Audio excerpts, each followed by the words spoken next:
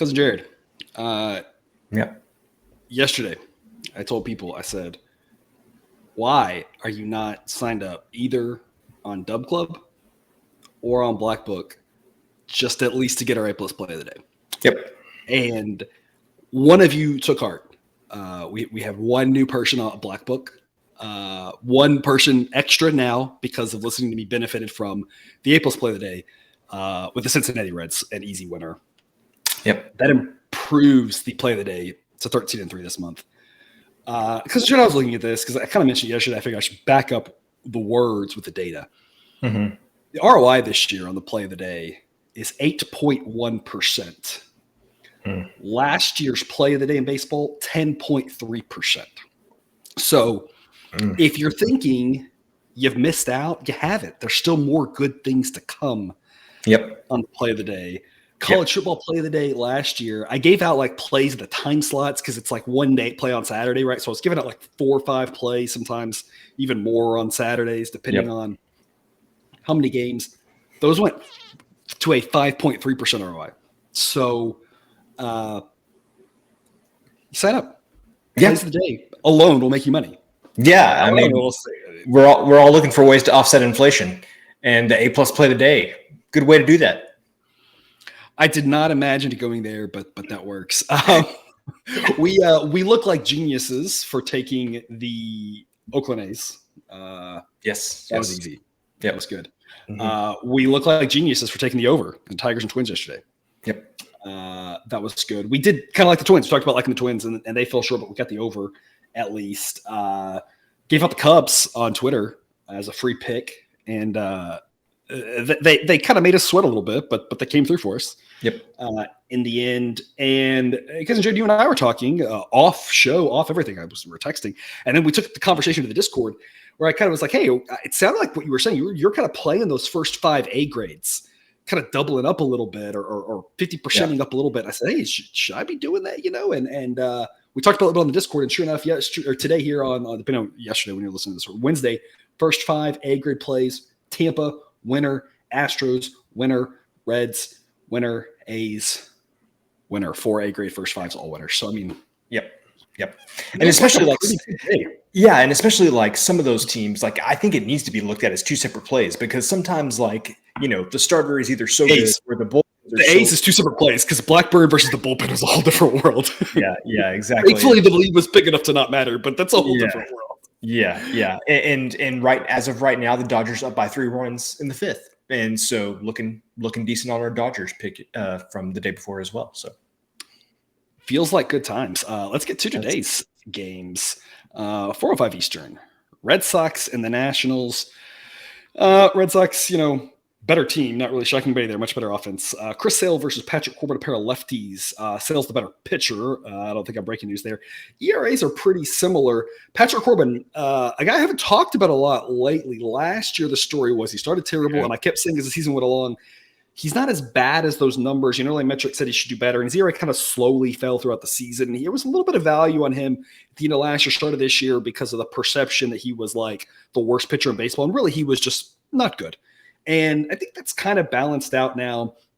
He might actually be a little bit worse than his 4.85 ERA. You can see the grade on the screen, 1.11. Not good. Not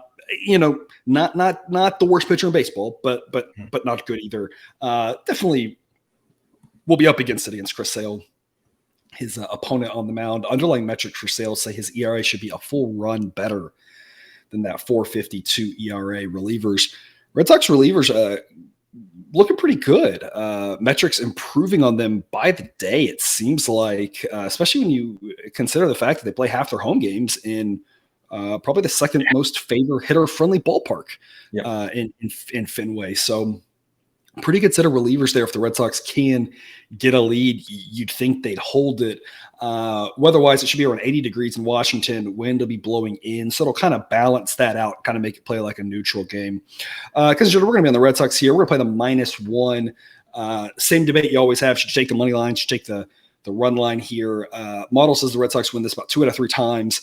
If you can get -167 or better, that would be an A grade. The money line price is like C+ grade. The run line play is like C- grade. That makes the -1 pretty squarely in the C grade. Not a lot of games today. I don't want people to get turned off by the C grade here, because sometimes when we talk about these, sometimes we like the B and C grades and sometimes we don't, right? You got to look through them and see. They're kind of just look for the A plays, or kind of just let's play them in the long run. It's going to work out. The B and C grades are, let's look into them a little bit deeper. That's what we aim to do here on the show, is look into this one a little bit deeper. Model wants a slightly better price for this before it really loves it, but it still thinks it's worth looking into. And Cousin Jared, I have a hunch what you're going to say about this as to why that value's there, and that goes back to those lefties on the mound, and that you feel a lot better backing Chris Sale than Patrick Corbin. Yes, that is exactly correct. I feel a lot better backing Chris Sale here. And usually I like to either, just take the team on the run line, kind of forget doing the combo, making it, Red Sox -1. I usually like just playing on the run line or playing the money line, but I actually really like doing the combination here and kind of ending up with the Red Sox laying 1 run here. Mostly that is because this game projects to only have about 9 runs. It's not at that double-digit run threshold where I would usually feel more comfortable laying a run and a half. And the Red Sox, while their offense is pretty good, it's not like Dodgers level good or some of these other teams that you feel really good about laying a run and a half. But I think the starting pitching mismatch here is large enough where I would prefer to get the better odds laying 1 run as opposed to just laying minus whatever it might be, 200, 220, whatever. I don't know. That's not right. 185 right now. 185 for that big of a mismatch. I feel good about laying the 1 run, getting a little bit less steep odds there, and backing Chris Sale.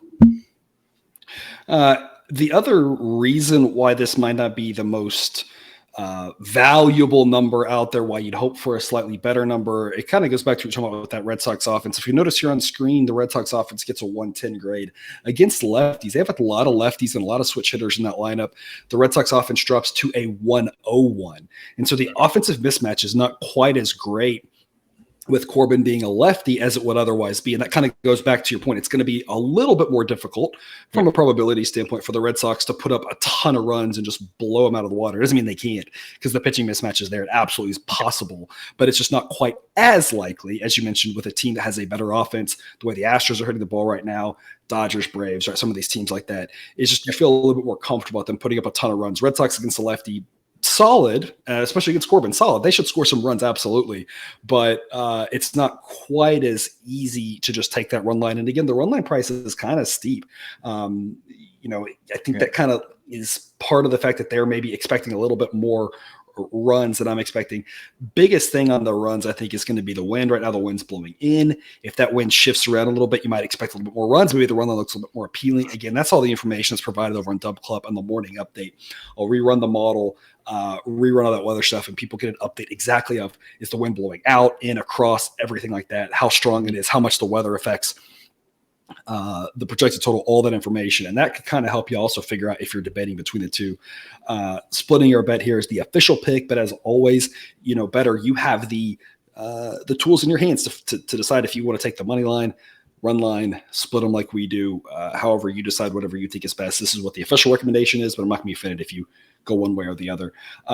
Cousin Jared, if you were looking to play this first 5, would you like it more or less the same here? The bullpen's obviously favor the Red Sox. Now its bullpen has really Finnegan. That's about it in it. But obviously, you're kind of looking at the same thing. You might be looking at Red Sox laying that half run, having to lay a price for them to win the first 5. Model says that they can win the first 5 53% of the time. If you can get something in that, minus 110 range, is that a reasonable first 5, or would you just say, I'd rather just go full game? Kind of what are your thoughts on that? I'd rather just go full game and know that the Red Sox are the better team in almost every aspect of this, and not try to isolate the first half of the game, second half of the game, anything like that. Just full game. Let's be on the Red Sox, because they are just better in every single way. Yep. Yeah. And I found myself kind of in a similar spot when you have this, when you're looking at the first 5, and sometimes it's completely different handicap, or it's two kind of separate games. When you just have this, the team's better, I kind of just want the extra innings, the extra 4 innings that you're getting there, because then you have less opportunity for weird variance to happen, and more opportunity for things to just balance out, the better team to show up. I think we saw it. It might have been last night with the Dodgers, 2 nights ago. I can't remember. There was a Dodgers game recently where it was like 1-1 after 5 innings or something, and then they won the game like 7-2, and you're like, that was kind of what we expected. It just started off a little bit, and that's the benefits of taking the full game. That's why I default to that Sometimes we add on the first 5 a little bit as well, but this one we're just sticking to full game. Weird start time, 4:05 p.m. Eastern. I don't know if that's because of something weird happening. It's like fake getaway day. I mean, it obviously is getaway day, but it's kind of a weird start time. But I don't mind the start time. As long as we get some day baseball, I guess everyone's happy, right? Exactly. I mean, day baseball is never bad. 7:15 p.m. Eastern. Speaking of bad, Mets and the Cardinals. Can I just go to like shrug emoji? Like, what is happening in this game? Like, if it's ever possible for both teams to lose, this would be it. Talk about does the winner of this series or the loser of this series get to claim the title for most disappointing team? I feel like it could go either way. I don't know how that plays out, right? It's like the toilet bowl, right? Do you want to win that or lose that to win the crown? I don't really know. Yeah. I think both of these teams just want the season to be over. They're like, I think somebody just wants to hit fast forward on all this. The fans want to hit fast forward. The teams want to hit fast forward. They just want this to be over. Is what if you're a fan of one of these teams watching the show, you know the season's over and you're just like, hey, how do I make money? Either across all 30 teams. Yeah. I heard the Mets talking recently about Diaz potentially making a comeback this season, and I think the article ended with something like, given the way the Mets season has gone, maybe it's just not worth it for him to try to come back this season and just focus on next year. Offensively, Cardinals the better team. Relievers are a disaster. The biggest mismatch here is Jose Quintana versus Adam Wainwright. Quintana has been very solid, though it is interesting in his 29 innings, and it's a small sample size, and that's probably why this happens. 3.03 ERA, FIP right at that same mark, but his xFIP is 5. So you very rarely see quite a divergence between FIP and xFIP. Again, that's a product of the small sample size. But either way, I think Quintana's an above average pitcher. He's a solid pitcher. Depending on kind of like, which eye you squint, he goes from either, good to very good, whatever. But again, he's solid. Unfortunately, whoever pitches after the starting pitching will not be solid. But Adam Wainwright probably just shouldn't be out there at this point. They're trying to get him wins. If they were trying to get him wins, they should have him pitch in the bullpen, because they could purposely put him into like tie games and just be like, go out and throw an inning in a tie game every third night and see what happens. The probability that he goes 5 innings and doesn't get shelled is like, it's not 0, but it's got to be close. 8.78 ERA, and the underlying metrics, aren't that much better.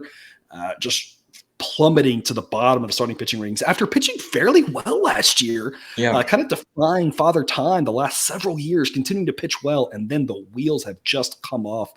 That is why the Mets are predicted to win this game on the road, which is crazy to imagine the Mets being favored on the road in a game not started by Jacob deGrom, Max Scherzer, Justin Verlander, all the pitchers they don't have anymore. Minus 121 is what the price should be. We are going to play the Mets at minus 118. It's a C grade. Minus 114 would be a B grade pick. Cousin Jared, we're on the Mets here. The value's not great, but to some extent, as much as the Mets have messed up the season, we've talked about this before. They've won some games recently. They will win some games. They're not going to win 100, but they're going to still win some games. And how many more chances are we going to have to put some real money down fading Adam Wainwright? It feels like if the Royals can score a ton of runs off of him, literally a high school team can. That's obviously not true. It's an exaggeration. But Cousin Jared, I have to assume that's the impetus behind wanting to play the Mets. It's not about playing the Mets, but about fading Adam Wainwright. Yep, 100%. This is all about fading Wainwright here. I'll get back to him in a second. What I will say is Sideline projects this game to have 9.7 runs. Right now, the total is 10.5. Be wary, people. I would not recommend playing the under 10.5 in this game. You talked about Jose Quintana, his xFIP being a little bit higher there. And when you look at some of the metrics, you can kind of understand why the xFIP, I wouldn't have expected it to be that high, but you can kind of understand why it's a little bit higher. He's only struck out, he hasn't struck out very many people. He's walked 3 people per 9 innings. For starters, only striking out 6 per 9, walking 3 per 9, not exactly what you're looking for. His whip is 1.28, which is solid, but nothing to write home about necessarily. And so I can see how, the Cardinals could score some runs. But yeah, Adam Wainwright has just gone off the deep end. And I'm wondering obviously, like part of that is just him getting older. This happens to everybody at some point. But how much of this is losing Yadier Molina? We talked about it a lot at the beginning of the season with everything that happened with Contreras behind the plate. Yadi and Wainwright were best buds for so long, and you'd have to think that has something to do with how just he's completely fallen off the cliff this season. Yeah, that it's very possible that Wainwright wasn't a very good pitcher the last couple of years, but Yadi knew him so well, knew exactly how to sequence, what to throw, when to throw it, where to frame, exactly, because he knew him so well. Because, I mean, there aren't many catchers who've caught a pitcher as many times as that battery, and there's a good chance that he really elevated Wainwright's value, and now you have a guy who doesn't know him quite as well, and that could be playing for it more. Of course, also, we've seen a lot of times, right, when Father Time hits, it hits hard. That's definitely what's happening with Wainwright. Cousin Jared, if you have the stats up on Quintana, I'm going to ask you a question about it. I have a hunch. I know the answer to this. I'm going to predict the answer. I don't know the answer. But knowing that the difference between FIP and XFIP has to do with home run rates, XFIP looks at home run per fly ball and expects that to be average, and FIP does not. It just says that's kind of in your control, which it kind of is, but not really. It kind of is a little bit more based off your home ballpark, right? If you play in course, you're going to give up more home runs per fly balls. My hunch is Jose Quintana probably has not allowed a single home run this year, and that's probably why his FIP is there. It's probably either it's 0 or 1, I have to assume. It is 0 in 29.2 innings pitched. Yes. Yeah, that would make sense, because in XFIP's looking at that saying, given how many fly balls, he would be expected to have allowed 3 home runs, 4 home runs, something like that. And so that's probably the difference. He won't be able to continue to allow 0 home runs. But this is the difference. This is where I kind of want to get into the weeds here, because at some point this is about education, helping people learn the difference between what these underlying metrics mean. Pitching in that stadium, his home run per fly ball probably will be lower than league average. And that's the model's kind of looking at all that and trying to parse through all that and figure all that out. Not in an AI way, because the AI is just a bunch of not to diss AI, but it's a black box. No one really knows what it's doing. We're doing it more in a formulaic way that we can understand it, because I'm a firm believer in you better be able to explain your models with given enough time. And I could do that with enough time. And so the idea is that he should have a slightly lower than average home run per fly ball in that park. It's a very pitcher-friendly ballpark. You're going to get more fly balls caught in foul territory. It's pretty deep to a couple places. You don't get a lot of warm days there on the island, especially in the night like you're projected. We have wind blowing in. That's going to help him as well, but it won't be 0. He will allow some home runs. And so that's the main disagreement between FIP and XFIP. But I'm with you. As much as the weather might try to push this, or sorry, this one's in St. Louis, but same thing, another pitcher-friendly ballpark in St. Louis. And so, and of course, his home ballpark being on the island there, is pitcher-friendly. But that's trying to keep the total down. But the Cardinals could obviously put up runs at home at any given point, and you have to assume Wainwright's going to allow 6 himself. So I wouldn't play the over, not in that park, not with this weather. Not with the Mets offense, who could also go cold, but gosh, with Wainwright on the mound, I would not play the under. And I had to look this up because I thought this was true, but Wainwright and Molina actually do have the most starts of all time together as a battery, 328 starts, and they're the only pitcher-catcher battery on that list that have played together since 2002. And so, obviously, the game is different today, but I mean, literally nobody did it longer and for more starts than what they did. I was thinking they were up there. I didn't know it was number 1, but as I was talking about, I was like, I'm pretty sure I remember hearing them either one of those, they've got as high as they're going to get, or they completely set the record or something, because it was not going to, they were just together for so long, perfectly overlapped. 328 games. It's a lot. Again, the too long don't read version of this is more or less, I just don't know how many more opportunities we're going to get to fade Wainwright. I have to assume that the Cardinals really are trying to get him his 200th win.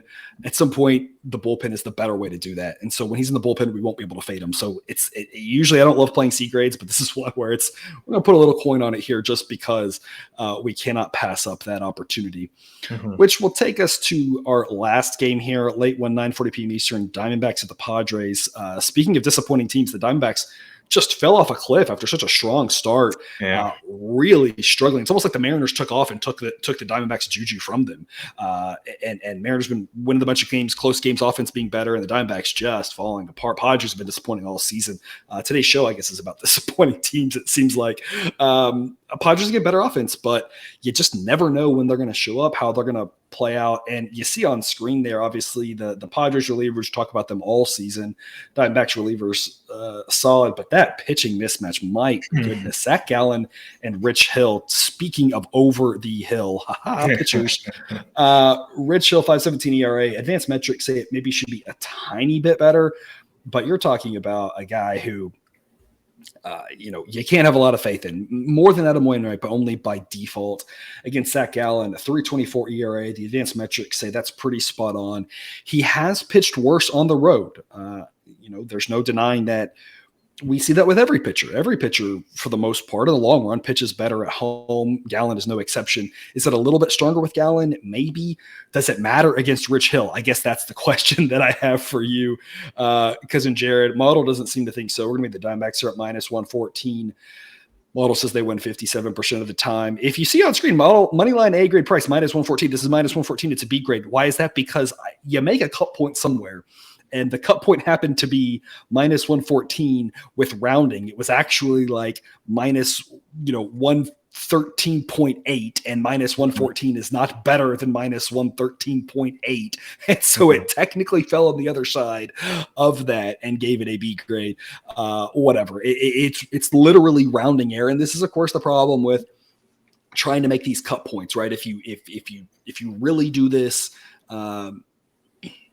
the right way, the quote unquote, if you're with us on the audio only version, I'm doing air quotes here, right? Like a Kelly multiplier thing, you actually plug in the expected probabilities, and that way it's a continuous spectrum and not a, delineated into groups type thing. For the most part, if you delineate into groups, it doesn't really change much. It's rounding error, how much it's going to matter. So it's not really that big of a deal to go one way or the other. It's going to kind of come out in the wash. But if you were to look and actually plug in the probabilities, this is a B plus, A minus, whichever one you want to look right on the cut play. Cousin Jared, what do you have for us on this one? I would say I'm a glass half full guy. And so this is A minus play for me. That's definitely the way that I view it. It's funny that you talk about the Diamondbacks falling off a cliff, because definitely they have done that. But the game that we just talked about with the Mets and the Cardinals, we said, hey, most disappointing teams. And I think the Padres would say, hey, hold on, hold my beer. I have something to say about this. They're only separated by 3 games in the standings, but it feels like the Diamondbacks still have something to play for. And it feels like the Padres are just, things are starting to fall apart. I mean, Juan Soto said after a game last week that he feels like the team's given up. And then, a couple of days later, I did hear that. Yeah. And then he tried he said in the context of the specific game that they lost to the Mariners, that he was like, I felt like the team gave up in this specific game. He tried to backtrack on that a couple of days later. But I mean, come on, people. I'm sure with the expectations that the Padres had going into the season that many people would feel that way. And a pitcher that you could look at that would not make that any better is going against Zach Gallen, just the all-star game starter. And so, I think this is just a big pitching mismatch. It's one of those things where if the Padres get down early, I mean, Soto said it himself, felt like the Padres gave up. And so this is one of those things where, hey, I think we might find ourselves in a similar situation with this game tomorrow. I think that the Diamondbacks just feel like they still have something to play for, even if maybe they don't. And the Padres, I just feel like the wheels are kind of coming off. I think they do with regards to the wild card. It's a great point you make, though, that with a guy like Gallen, as much as he's not been great on the road here the second half of the season, it's a small sample size. Gallen's a professional. He's a really good pitcher. This isn't not his first rodeo, right? And a situation where if they can get a couple runs on Rich Hill, this could be a start that he would have to turn that around in a very pitcher-friendly ballpark. I mean, I'm not predicting this because, again, trying to predict the game to a T is a literal foolish goal. But it wouldn't surprise me if Gallen goes out and throws 7 innings and 1 run because, we know it's in him. Now, obviously, the Padres are good offense and they could hit him around, absolutely. But like you said, you have to assume the Diamondbacks are going to be able to score off of Rich Hill. Everybody's been scoring off of Hill most of the season, especially lately. Had a few good starts there, but for the most part, teams are scoring off him. The Diamondbacks offense is good still. And if the Padres give up, this could be a good start, a good road start for Gallen to kind of hang his hat on. You talk about the standings, and it is just a mess. In the National League, the Braves are out way in front. The Dodgers are, leaving everybody else behind as much as they can. When you talk about the wild card, the first wild card would be the Phillies with 66 wins. Second would be the Giants at 64. Third would be the Marlins at 63. The Diamondbacks have 61. The Padres at 58. So the Diamondbacks being two wins out here, about 2 games ish. I'm not counting up losses and some of the games, 1 game sloppy, whatever, 2-ish back. The issue for the Padres is not that they're 5 games back. It's that they're 5 games back and there are a ton of teams in between them. And that's going to be the problem for the Padres. They're going to have to do something fast because there's still time. But these are the types of series that they need to go in and win at minimum, 3 or 4. And really not just make up ground on the team they're catching, but also hamper the teams that are in between them. Because right now the Diamondbacks aren't even in the playoff spot. They're just in between them. So a 2-2 series literally doesn't do them any good. And even 3-1 only helps them so much, right? They even need to do better than that. Probably, obviously it's and it's funny because all the teams on that list, like the ones that I feel most confident in are the Cubs and the Marlins. I wouldn't have thought that going into the season, but like Cincinnati, don't feel great about them. Arizona, don't feel great about how they've played the second half of the season, and then I don't feel great about San Diego at all. I do want to touch on the total on this game. We kind of mentioned with Wainwright in the Cardinals game that we would not recommend going under that game, even though Sideline might recommend you to. You could say the same thing about Rich Hill because Sideline says 7.8 runs in this game. Current total I'm seeing is about 8.5. You could say the same thing about Rich Hill, but the difference is this park just naturally suppresses runs as it is. And so like, am I confident enough to like give it my 100% stamp of approval here to go out and bet this under? Probably not. But man, it's kind of appealing to me if I think about it, just because I think the park may be able to naturally do what Rich Hill cannot do. Yeah, I definitely agree with you there. I'm like you. I'm not playing it under 8.5. I would play under 9. Just because 9 is such a common number, that push protection in a game that we expect to be relatively tight. I mean, even with the Diamondbacks being 57% likely to win, this could easily be a tight game. I mean, that's the most likely scenario that someone's up 1 or 2 late. And so 9, having that push protection on 9 would matter. So personally, I would only go under 9, but I'm like you. If I had to, I would at least, say under makes more sense.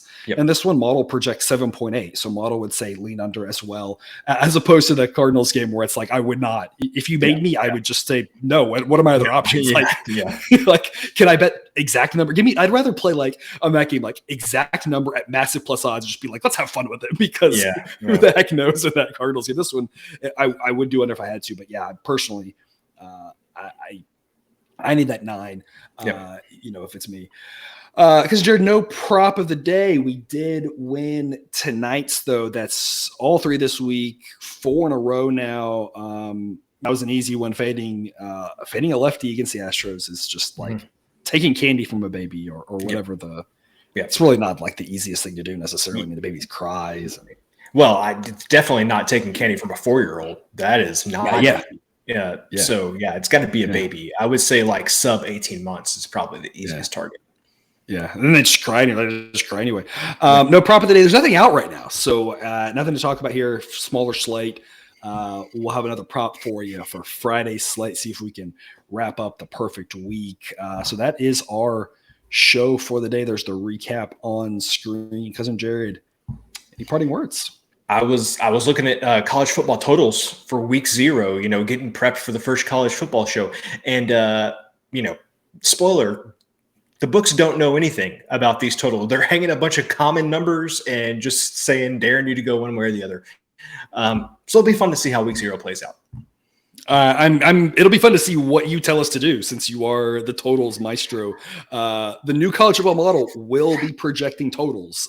It'll be kind of in alpha mode, beta mode, whatever you want to call it. So they're not going to be totals that we're going to use only. We're going to use our all the tools in our toolbox that we have when making total recommendations, but we're going to have another tool to talk about with the new player-based model. It'll be a new addition this year, projecting totals. It'll be interesting with the first down situation now. We're expecting fewer plays to be run. So that should overall make totals a little bit lower. So we'll talk about that, of course, on the first episode. That'll be being recorded here in like 4 days. So it's coming up soon enough. Week 0 is about 10 days away from the like 7 games or whatever we have on that Saturday. So good times coming up, but otherwise still got some baseball between now and then. Hopefully this is a profitable slate. Been a pretty good week so far. Hopefully we can keep it rolling. But thanks for watching this episode of Picks with the Professor. I'll be back again tomorrow with more baseball betting content. Until then, as always, best of luck. And remember, you can eat your betting money, but please don't bet your eating money.